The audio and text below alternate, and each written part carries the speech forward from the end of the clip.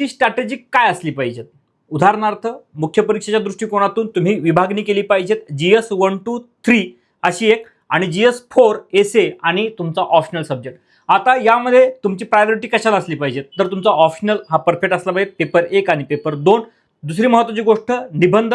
या निबंधामध्ये तुम्हाला 2 निबंध विचारतात निबंध पेपरमध्ये.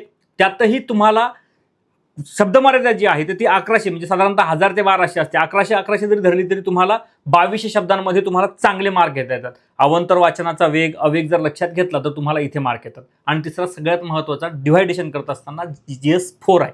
GS 4 ला सुद्धा तुम्ही डिवाइड करा 2 पार्टमध्ये. एक आहे थेअरी आणि दुसरा आहे केस स्टडीज.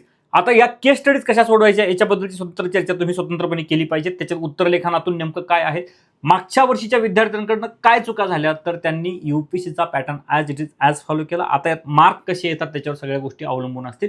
पण विद्यार्थ्यांनी डिलेमा कसा तयार होतो, डिलेमाला नेमकं कशा पद्धतीने उत्तर द्यायचं असतं, कॉन्स्टिट्यूशन किती महत्त्वाचं आहे, परंपरा किती महत्त्वाच्या आहेत, रूढी आणि परंपरा यांचा कसा संगम असतो आणि भारतीय कॉन्स्टिट्यूशनमध्ये अमेंडमेंट कशा पद्धतीचे होतात, हे सगळ्या गोष्टींच्या बाबींचा विचार केला तर तुमच्या केस स्टडीज म्हणजे ज्याला म्हणतो का नाही योग्य उत्तरापर्यंत पोहोचतात. आता केस स्टडीजमध्ये योग्य अयोग्य असं काय नसतं. व्यक्तिपरत्वे नाही का बऱ्याच वेळेस भूमिका बदललेल्या असतात, पण भूमिका ह्या साजेशा असाव्यात, इथल्या न्याय व्यवस्थेला इथल्या समाज व्यवस्थेला त्या अनुरूप असाव्यात ही रास्त अपेक्षा असते. त्यामुळं विद्यार्थ्यांनी या 3 म्हणजे आपण म्हणतो का डिवायडेशन करत असताना 3 सब्जेक्ट आणि 3 सब्जेक्ट असं जर नाही का तुम्ही डिवायडेशन केलं तर तुमच्याकरता सगळ्यात महत्त्वाचे घटक आहे ऑप्शनल सब्जेक्ट जो 500 मार्काचा आहे, निबंध 250 मार्काचा आहे आणि GS 4 250 मार्काचा आहे. या 3 घटकांना 1000 मार्क आहेत. आणि परत इकडे येता तुम्ही GS 1 GS 2 आणि GS 3 या 3 घटकांचा विचार केला तर 750 मार्कांचा आहे. आता यातही बहुतांशी विद्यार्थी आर्टचे असतील तर त्यांना सायन्स आणि टेक या बाबी माहीत नाही.